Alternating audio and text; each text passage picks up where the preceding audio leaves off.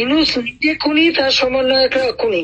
আমি যে কথাগুলি বলি রাখো, তোমার রেকর্ড করে রাখো, তোমার প্রতারক, আমার আপত্তি নেই। জি দাদা, জি আপা, পারমিশন দিচ্ছি। জি আপা, থ্যাংক ইউ। ডিজাইন করে সে মানুষ হত্যা করে, মানুষের লাশের উপর পা দিয়ে সংবিধান লঙ্ঘন করে অবৈধভাবে তারা ক্ষমতা আসছে। মানে এদের অত্যাচারে সারা দেশ জর্জরিত। এদের কৃষক, শ্রমিক, কত শ্রমিক বেকার হয়ে গেছে। শ্রমিক আন্দোলন করছে, সাথে সাথে গুলি করে দুজনকে মেরে ফেললো গার্মেন্ট শ্রমিক। চাকরির বয়স নিয়ে আন্দোলন করে যমুনার সামনে যাওয়ার সাথে গুলি করলে একজন মারা গেল, তাদেরকে পিঠে তাদেরকে উঠাই দিল। ওই 7ই জুলাই থেকে এই ছাত্ররা যখন আন্দোলন করে 14 জুলাই পর্যন্ত অগ্নিসংযোগ এগুলি না হওয়া পর্যন্ত কারো গায়ে একটা টোকাও পড়েনি। ইচ্ছা মতো সব আসছে বসছে, আমরা তো কিচ্ছু করতে দেয়নি। পুলিশের কাছে কোনো মেটাল বুলেট ছিল না, পুলিশের কাছে কোনো মেটাল বুলেট ছিল না। নির্দেশ দিয়েছে কোনো গুলি করবে না। পুলিশ ব্যারিকেড ছেড়ে দিয়ে তারা ইচ্ছা মতো আন্দোলন করছে। আমরা তো শুরু থেকে তো অনেক কিছু করা যেত, আমরা তো করিনি কিছু। কারণ আমি বলছিলাম যেটা তো কোটা তো ছিলই না।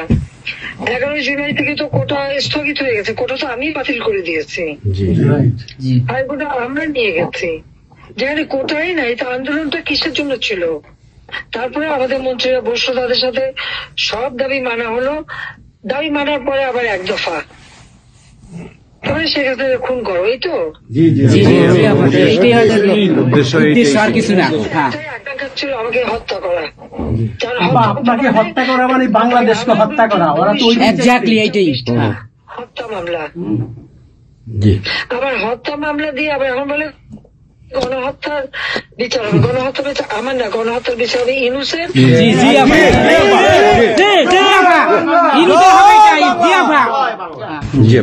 এই সমস্ত খুনের দায় দায়িত্ব ইউনূসকেই নিতে হবে, আর তার সমন্বয়করা।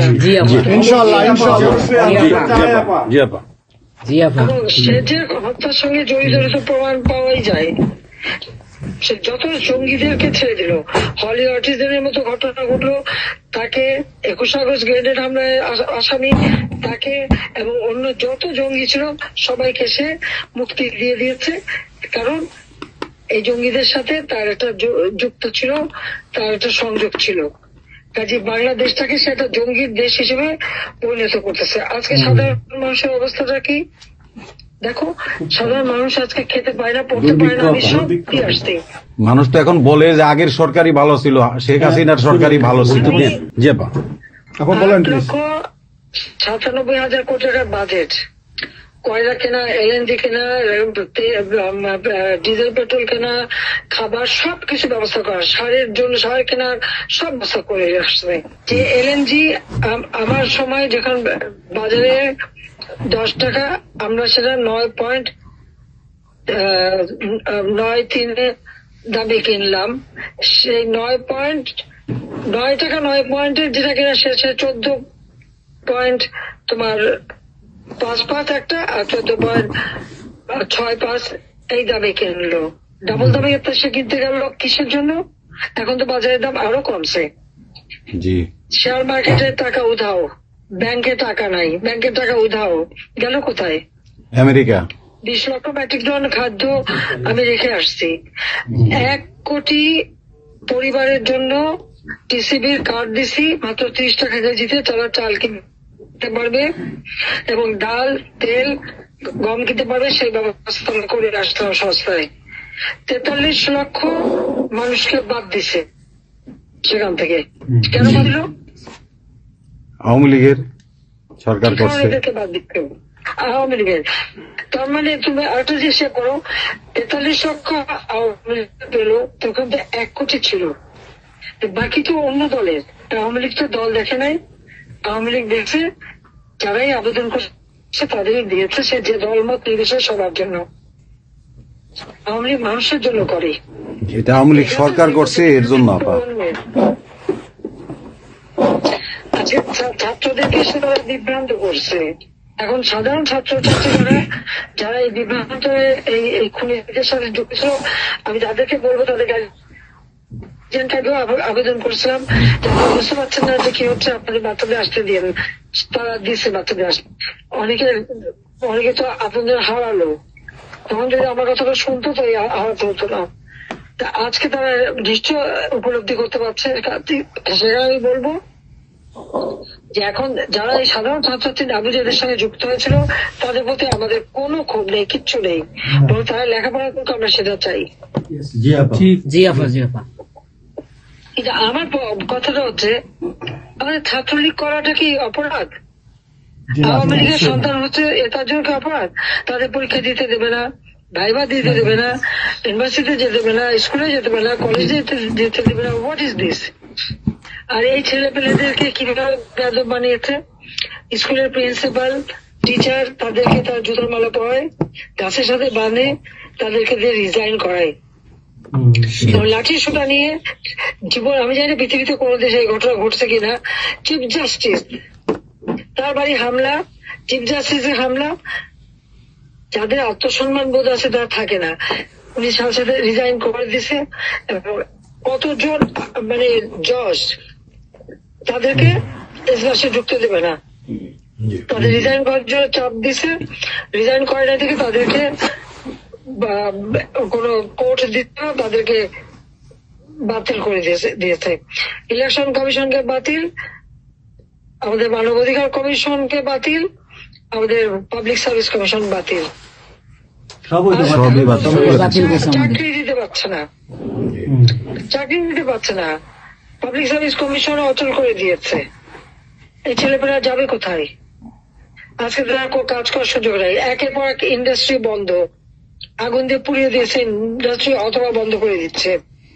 ব্যবসায়ীরা টাকা আনতে পারে না, যারা খাবার আমদানি করতে তাদের দিচ্ছে না, বিদেশে যেতে দিচ্ছে তাদেরকে হ্যারাস করা হচ্ছে। ইনশাআল্লাহ হইবে একদিন, ইনশাআল্লাহ হবে। ইনশাআল্লাহ।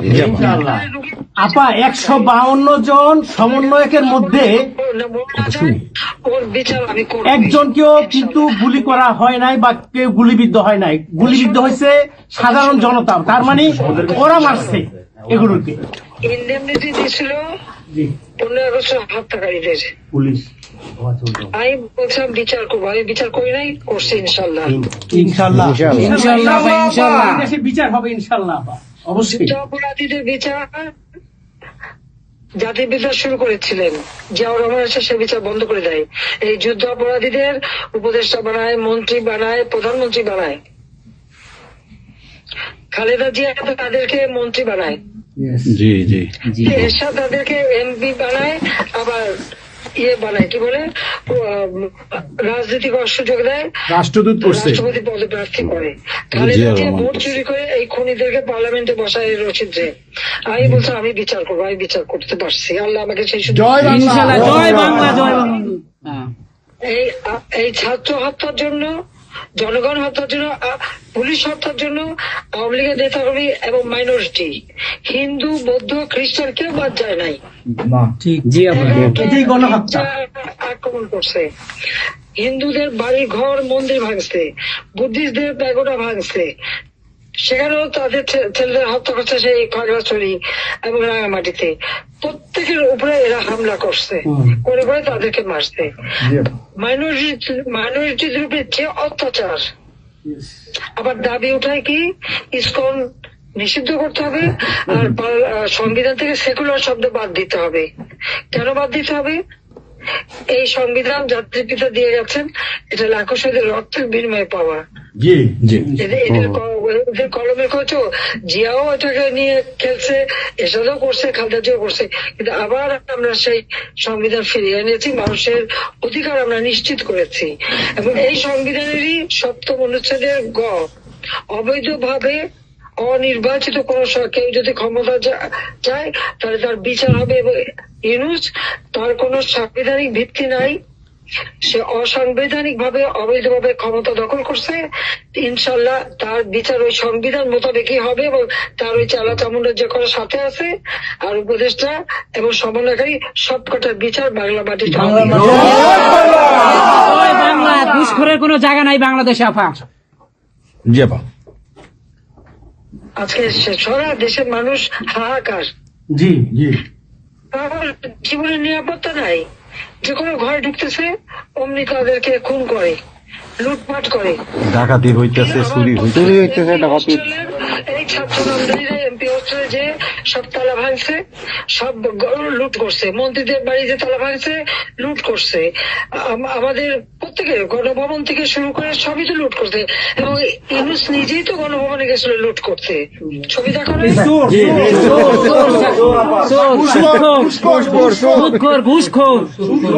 আপা আপনি গোপালগঞ্জে চলে আসেন, কোনো সমস্যা নাই, আমরা আছি আপনার সাথে। সবাই যাবো ইউরোপ আমেরিকা থেকে, সবাই আমরা গোপালগঞ্জে ইনশাল্লাহ স্বেচ্ছায় কারাবরণ করবো দরকার হয়।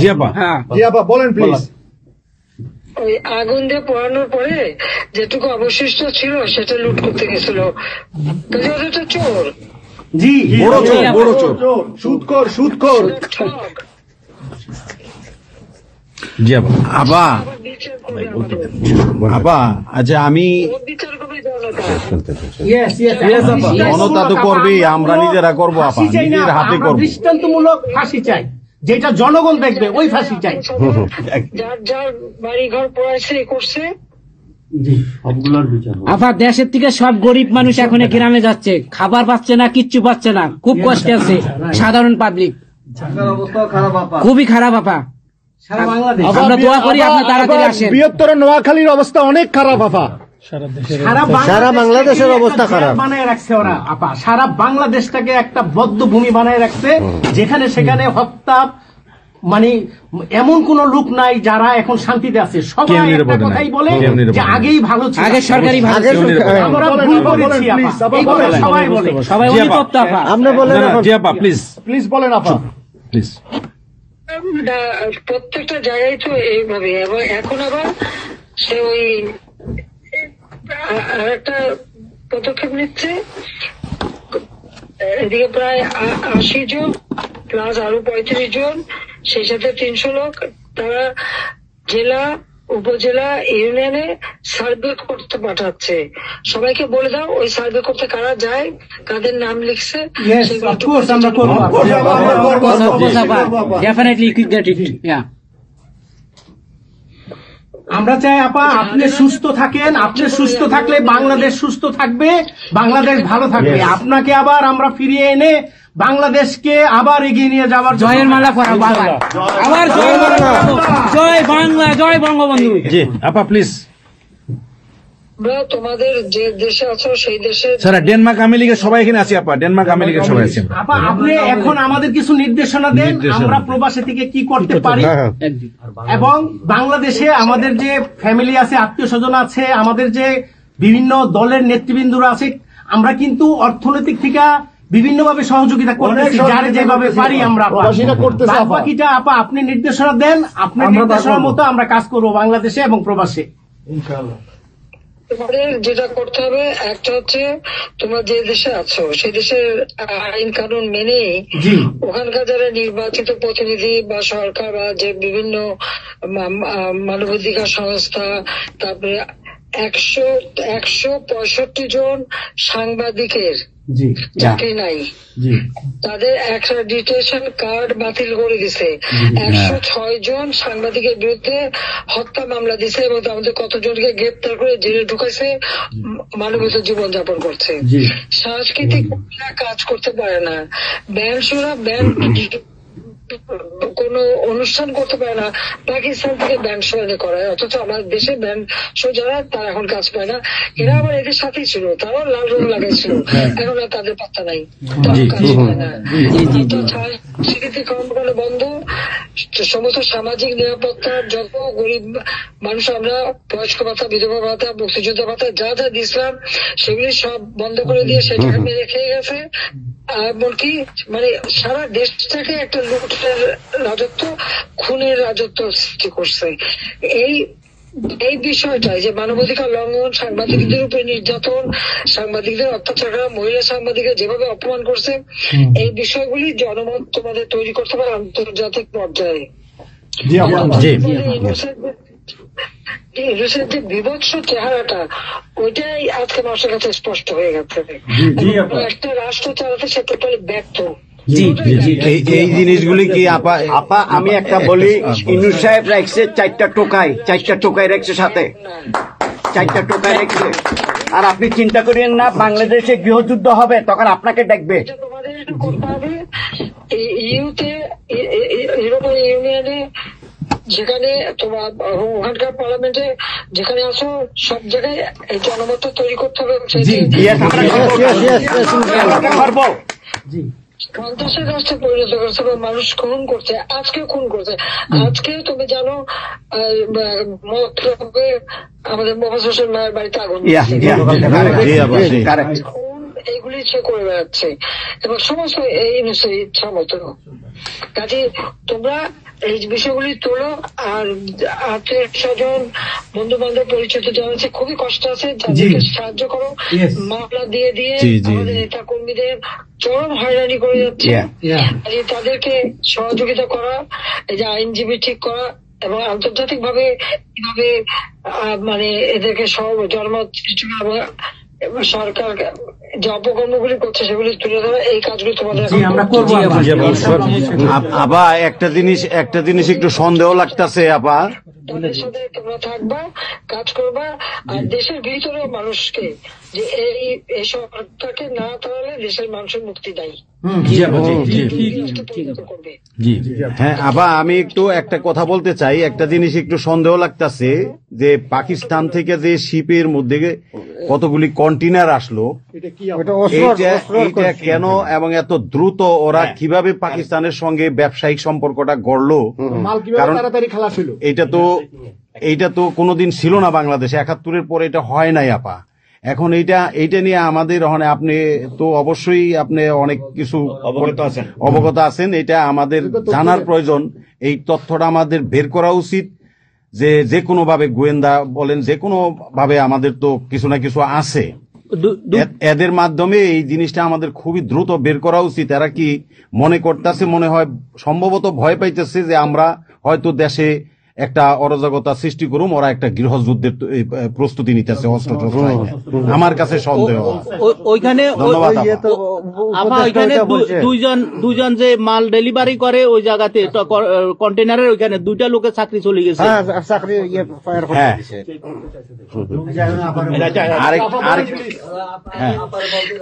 দেখতে চাইছে, স্ক্যান করতে চাইছে, দেয় নাই।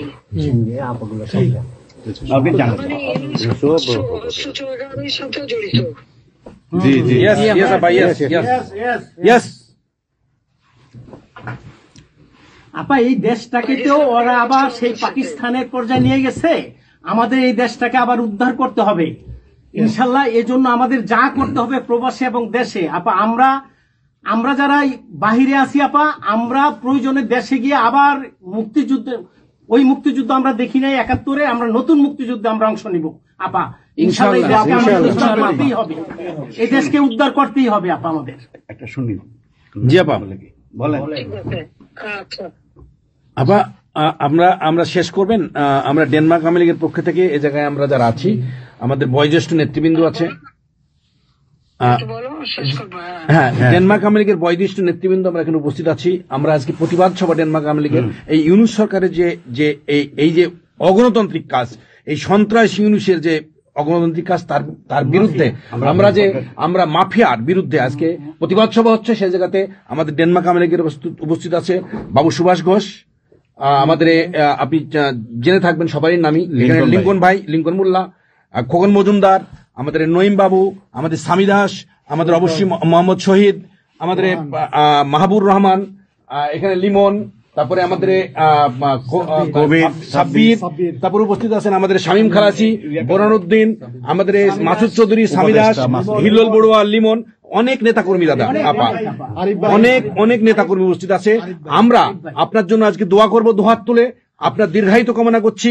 আগামীতে আপনাকে সুস্থ থাকতে হবে, আপনার মাধ্যমেই বাংলাদেশকে আমরা ঘুরে দাঁড়াবে।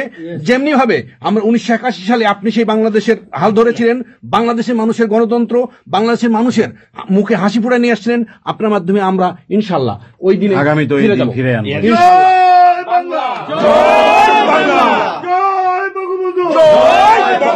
শেখ হাসিনার সরকার বারবার দরকার, বারবার দরকার। শেখ হাসিনার সরকার, শেখ হাসিনার ভয় নাই, রাজপথ ছাড়ি নাই, শেখ হাসিনার ভয় নাই। শেখ হাসিনা হাসিনার সরকার বারবার দরকার, শেখ হাসিনার সরকার বারবার দরকার। আপা আপনি একটা ঠিক করে শুনুন। বলুন। জি আপা, বলেন প্লিজ, বলেন প্লিজ। বলেন। আপনি তো বিজিএম নিও।